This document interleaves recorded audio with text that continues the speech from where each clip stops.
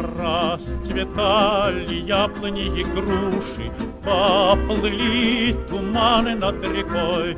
Выходила на берег Катюша, на высокий берег, на крутой.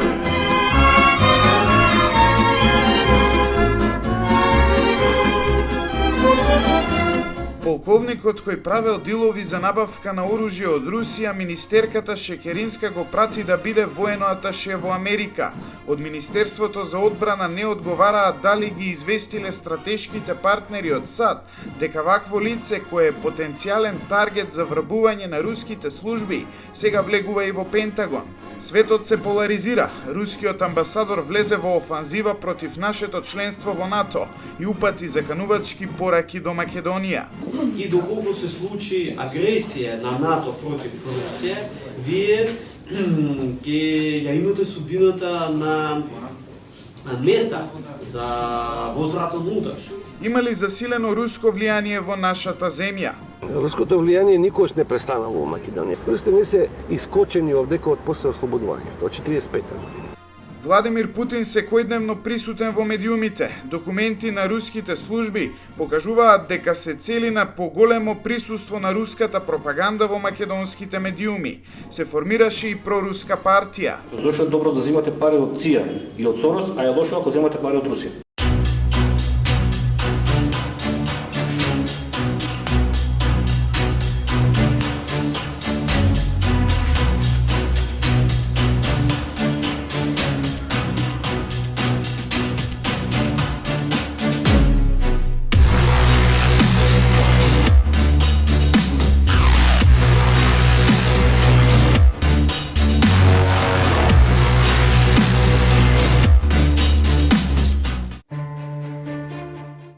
Почитувани гледачи, добро вечер.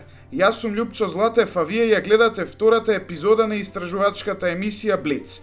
Во неа, со факти, документи, тврдења и аргументи, ке ви ја откриваме работата на државните институции и се она што значи јавен интерес. Затоа што сите вие кои плаќате данок и секојдневно придонесувате со вашата работа, имате право да знаете што прават оние кои живеат на ваша сметка.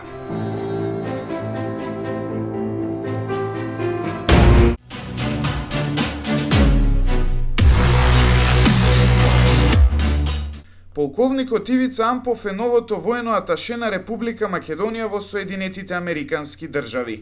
Неговото поставување од страна на министерката Радмила Шекеринска беше проследено со низа скандали, затоа што, спротивно на законот, тој беше пратен да не представува во САД без указ од председателот Иванов. Блиц стигна до документи кои покажуваат дека на 29 септември 2014 полковникот Ампов бил на преговори во Калининград, каде што заедно со Валентин Ивановски од Министерството за одбрана преговарал со четворица функционери на руската армија за набавка на оружје. Според документот кој протече од Министерството, Ампов со русите разговарал за можна набавка на ПВО системи БУК, панцери, Тор, хеликоптери и останато високо софистицирано руско оружје. Ваквите активности на Ампов отвораат многу дилеми, затоа што претходно во јавноста преку новинарот Борјан Јовановски протече документ од Управата за безбедност и контраразузнавање во кој се опишуваат активностите на руските служби во Македонија.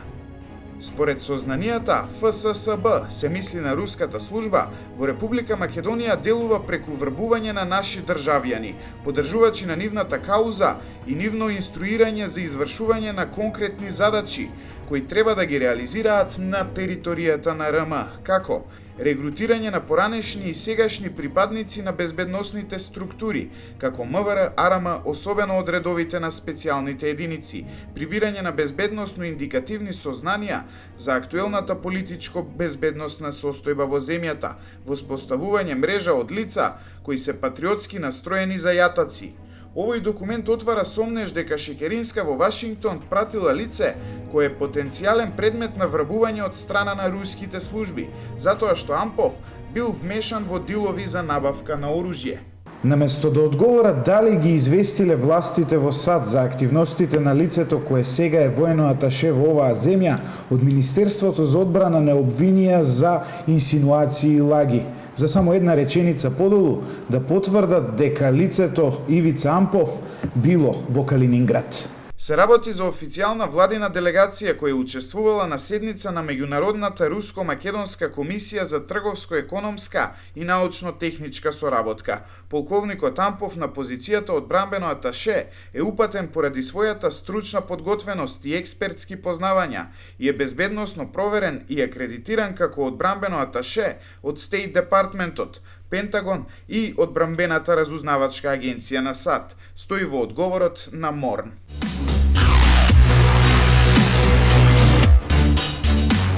Единствена Македонија е единствената македонска политичка партија која јавно се залага за сојуз со Русија. Оваа партија настана со преименување на НДМ. За нејзиниот лидер Јанко Бачев нема никаков скандал во тоа што вакво лице било пратено да биде аташе во Америка, затоа што, како што вели, Русија и помогнала на Македонија во војната во 2001-та. Прашањето треба се согледа од неговата вистинска димензија. Не во 2001 година имавме увозно оружје од Русија. И ако било тоа по тие легални канали, легални воени канали. Ако било по неа ништо страшно. Ние увезувавме, мислиме, од колку се сеќавам во тоа време, од 2001 година и од Украина, некои хеликоптери ги носевме тука во Македонија. Така да, ако е се по легални канали, не е ништо спорно. Веднаш по редефинирањето и заземањето на проруска позиција, партијата на Бачев предизвика дипломатски скандал, со тоа што на нејзин настан говореше рускиот амбасадор во земјава Олег Шчербак, што е забрането со Виенската конвенција.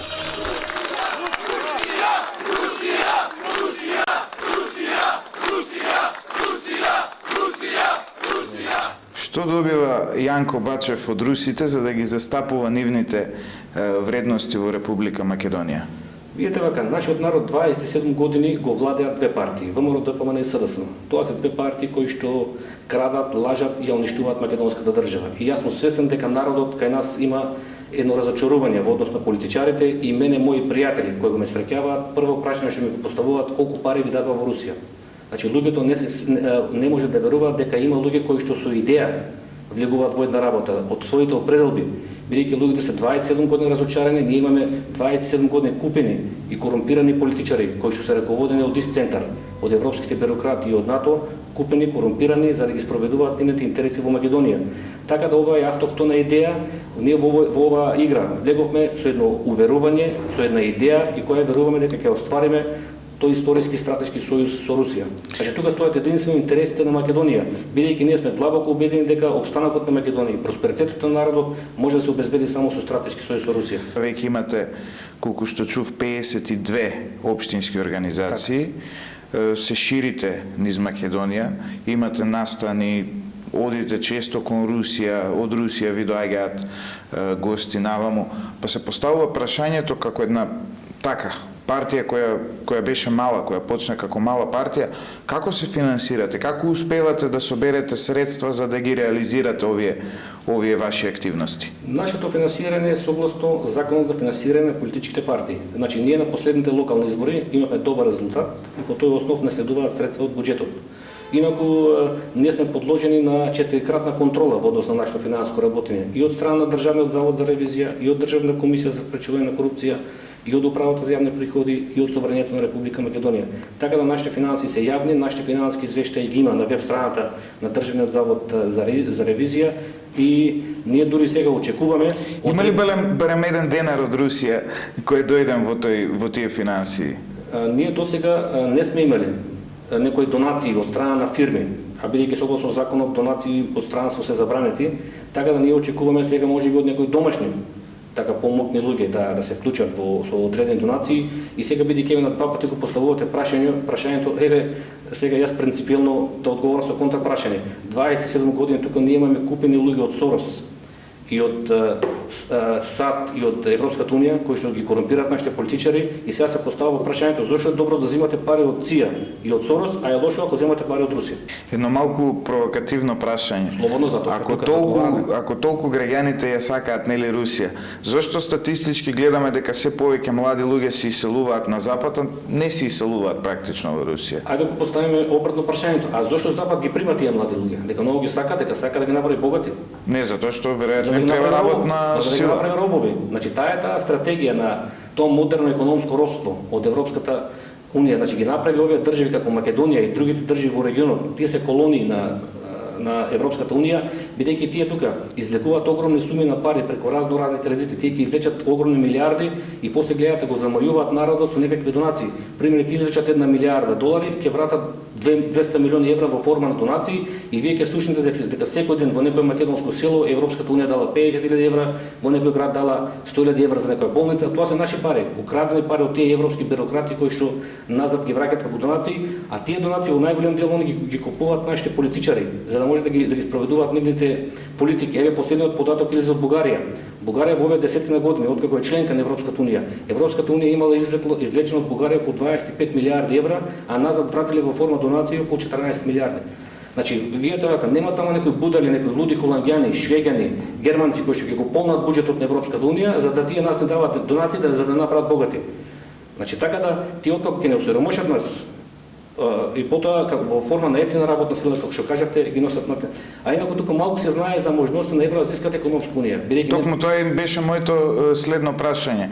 Во Евроазијската унија членуваат Руската федерација, Белорусија и уште неколку помали земји од Кавказот. Ерменија, ако не се лажам, Таџикистан. И Србија има нешто како придружно членство така. Так. Извозот кон сите овие земји на Република Македонија е многу мал, а од друга страна извозот кон Европа е преку 80% од она што се извезува од Република Македонија. Како мислите да ги надминете тие бариери кон тој пазар?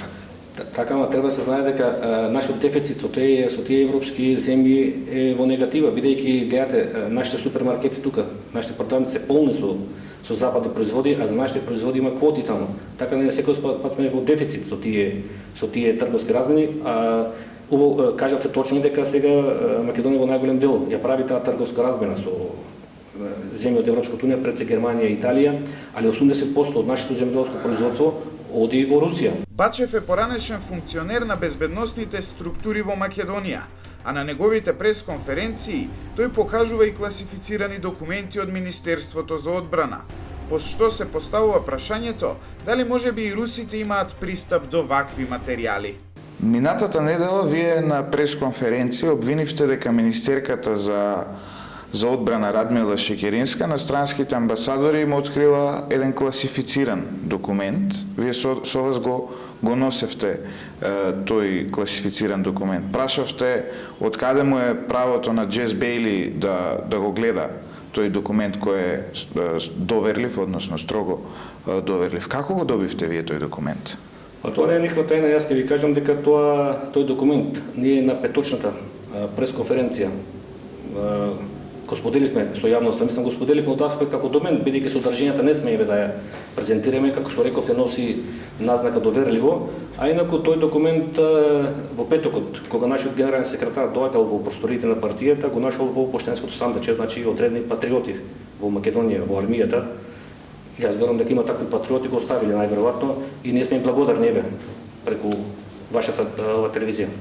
Зоран Заев дојде на власт преку свиркачи, дали Јанко Бачев има такви амбиции? Не така, него ние имаме намера целосно да расчистиме со сите национални предавници. Во државата тоа е запишено и во нашиот проглас, кој што ние за почеток го поделивме во 100.000 примероци низ државата, и таму е јасно кажано дека ние ќе ги поништиме сите антидржавни, антимакедонски акти од 1991 година. Значи не само национална, ние ќе направиме и социјална револуција со тоа што ќе направиме ревизија и одземање на украденото во приватизацијата и во постприватизацијата, бидејќи според официјални документи на МВР за време на приватизацијата, за време на владењето на СДСМ се украде некаде околу 5 милиарди марки. Во постприватизационен период на ВМРО ДПМН се украде некаде околу 5 милиарди евра. Значи разликата меѓу овие две партии со тоа што едните краделе во марки, другите краделе во евра. Ние имаме сега сериозна намера да расчистиме и нас не храбри тоа што го спомнавте, ние од јануари месец веќе од некаде од 27 отидовме на 52 општински комитети. Македонија има 80 општини и до крајот на летото ќе ја покриеме цела држава со наши општински организации. И што е многу битно, ние на теренот гледаме друга слика. Огромно е расположението на народот за Русија и за Евроазијската економска унија.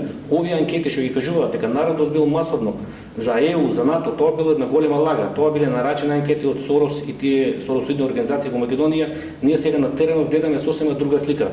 Еден огромен интерес за нашата идеја која ќе промовираме и јас верувам дека единствена Македонија ќе победи.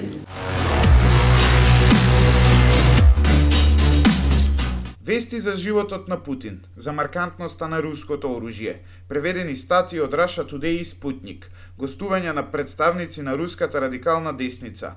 Ова може секојдневно да го забележиме во македонските медиуми, па се поставува прашањето дали можеби ова е инструирана пропаганда.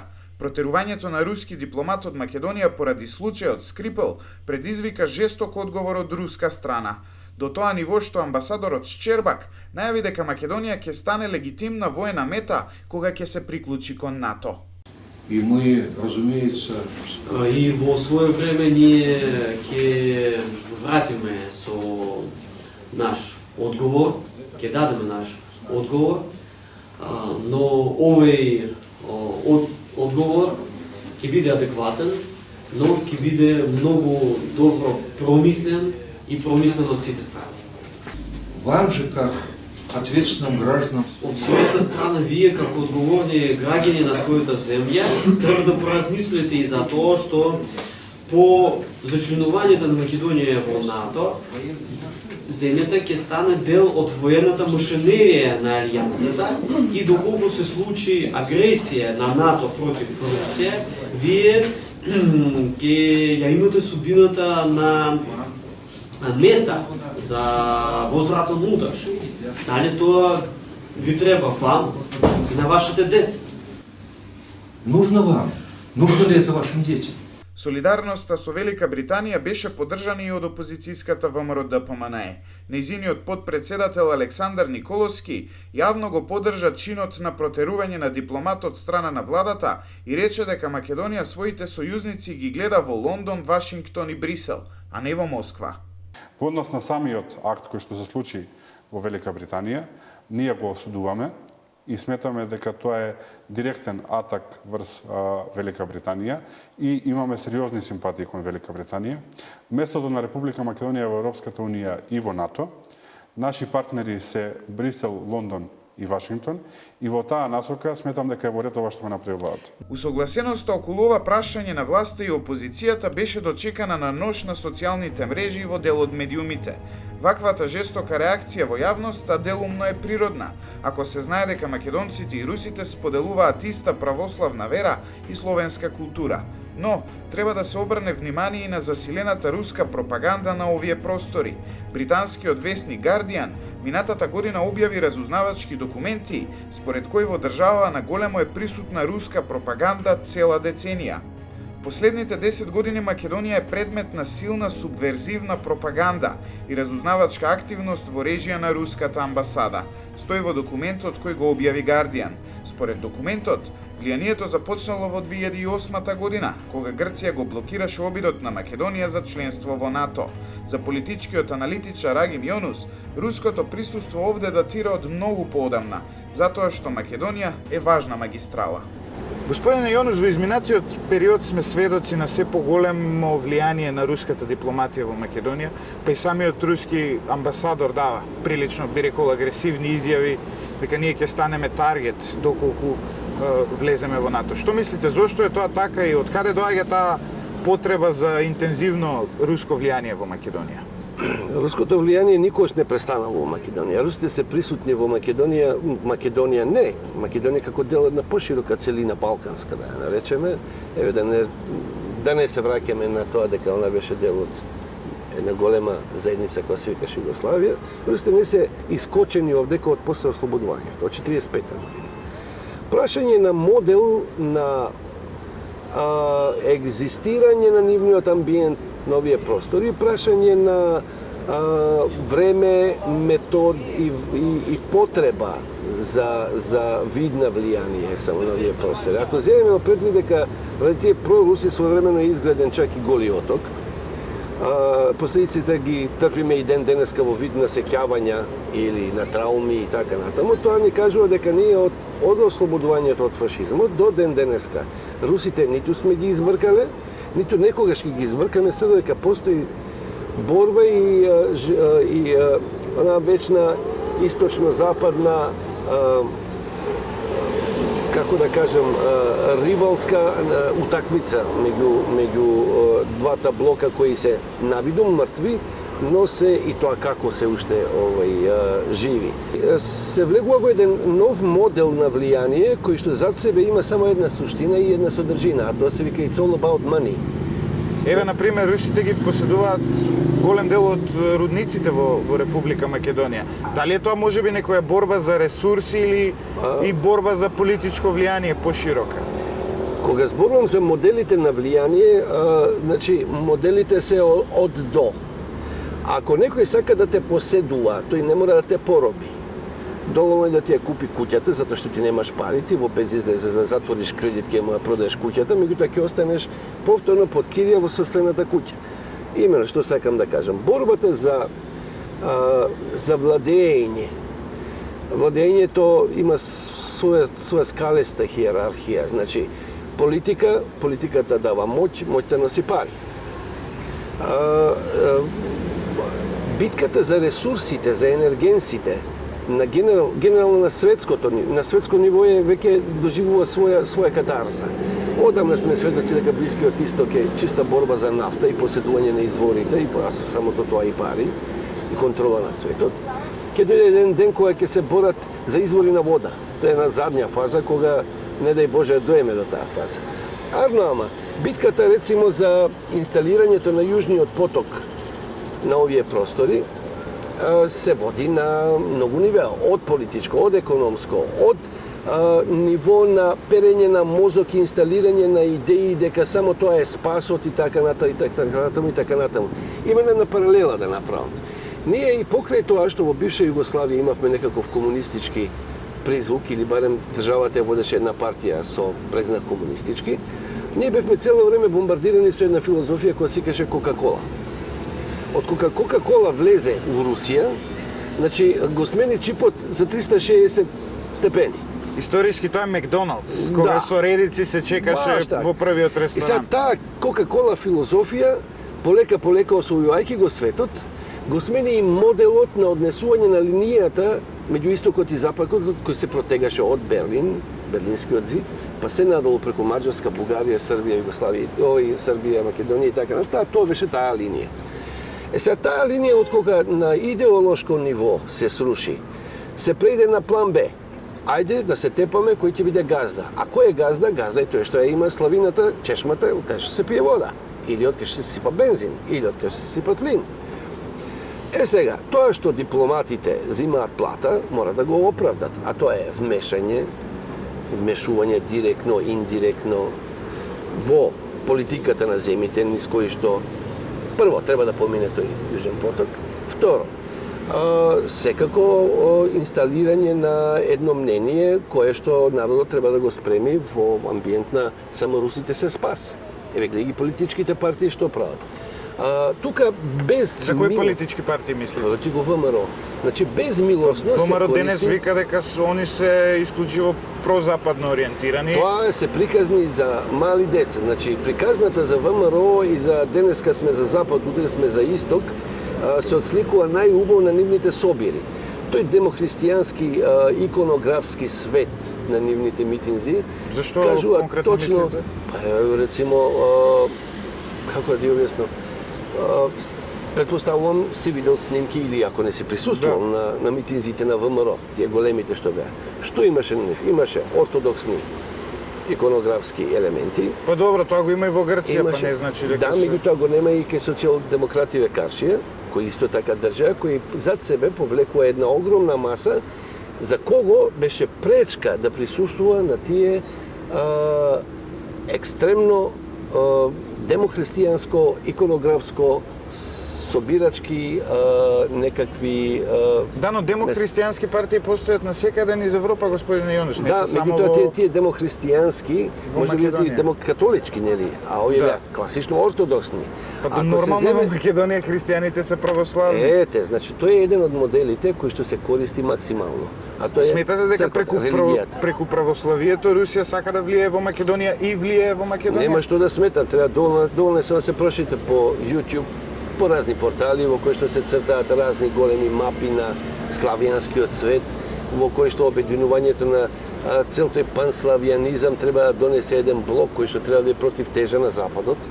Меѓутоа, сепак сметам дека тежината на Кока-кола политиката, која се водеше овдека долго, ќе надвладее и дека, не дај Боже, али ако треба да се подкусуруваат истокот и Западот, линијата низ која ќе се влече, а веќе поставена е баш на Балканот. Ваквите тврдења за наводно отстапување од евроатлантизмот од опозицијската ВМРО ДПМН ги квалификуваат како пропаганда, која сака да функционира на принципот стопати повторена лага станува вистина. Пред 10 години во Македонија немаше ниту една американска фабрика. Сега во Македонија има околу 10 американски фабрики, значи од Johnson Controls, која што отвори 3 фабрики во Македонија, Chemet Electronics, Key Safety Systems и така натаму, значи конкретни американски инвестиции и фабрики кои што извезуваат, кои што вработуваат луѓе. Понатаму го воведовме англискиот јазик како заложителен јазик од прво одделение, така што секое дете во Македонија на возраст од 6 години почнува да го учи главниот светски јазик кој што ќе му заврши работа во текот на целиот живот, ќе му даде подобри можности, ќе му даде подобри знаења.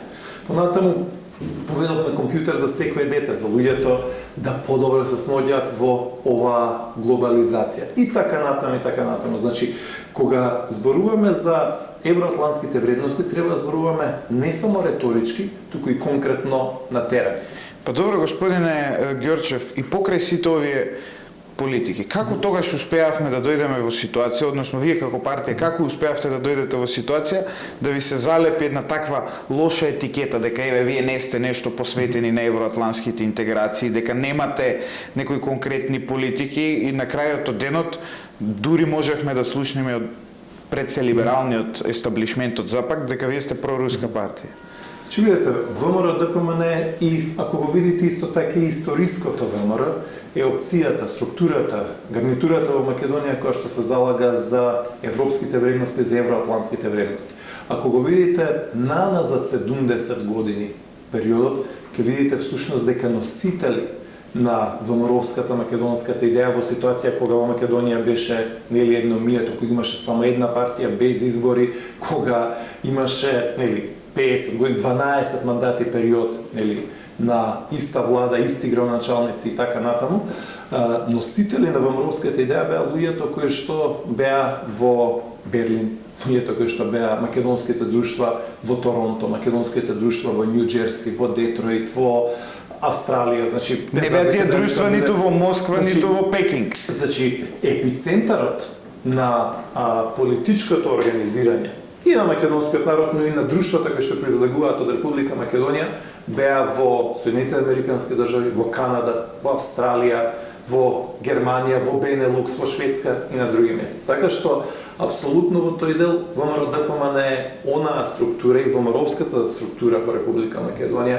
е онаа која што е пионер на идејата за приклучување на Македонија кон Европската унија и НАТО во време кога некој кој што сега сака да имаат ексклузивитет за тие теми, покажува за некои други опции кои што беа неповолни за Македонија. Значи, јасна позиционираност за независност на Македонија, сувереност на Македонија, јасна позиционираност за пазарно стопанство и јасна надворешна политичка позиционираност, а тоа е Македонија како сојузник со најголемите европски држави, значи Германија, Англија, односно Велика Британија, Франција и нормално Соединетите американски држави и Канада.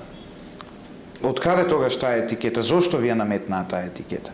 Мислам дека тоа беше потреба на одредени домашни кругови во Македонија постојано да повторуваат еден наратив, но мислам дека тоа не лепи и се гледа еве во овие година дена со отсуството на било каква идеја за реално преку економски напредок, преку стандард, преку вработување, преку раст на економијата да се испорача некаков резултат. Значи, тоа беше една реторика која што од тој момент ја употребили злоупотреби социјалдемократскиот сојуз и сателитите околу него, но апсолутно не втемелен. Кога говориме за македонско-руските односи и за руското влијание во Македонија, Многу е важно да се напомене дека сегашниот премиер Зоран Заев како градоначалник на Струмица е првиот градоначалник кој збратимил една општина од Македонија со општина од Русија. Добро, денеска е големиот празник за Струмица и за струмичани. Присутна е делегација од нашата збратимена општина Електросталь од Русија, од Московската област, која што е предводена пред се од секторот за образование. И денеска ги правиме првите чекори на соработка помеѓу образованието на нашата Струмица со Електросталь, согласно договорот кој што го имаме подпишано јас и градоначалникот Суханов, на градоначалник на општина Електросталь. Денеска со нас исто така се представници на Електросталь од областа на спортот и првиот човек на здравството од Електросталь, како и делот на раководителот на развојот на економиката, кој што ќе има улогата да го најави она што значи следно видување, тоа е контактот помеѓу деловните луѓе од Електросталь и од Струмица. Навистина може многу што да се размени од делот на искуството, веќе идеите се ставени на маса. Овие неколку денови, додека е овде делегацијата од Електросталь, ќе можеме буквално да ги отпочнеме првите почетоци на конкретна соработка во делот на образованието. Почитувани гледачи, тоа беше се за втората епизода на истражувачката емисија Блиц. Се гледаме наредната недела со нови истражувања, анализи и интервјуа за се она што значи јавен интерес.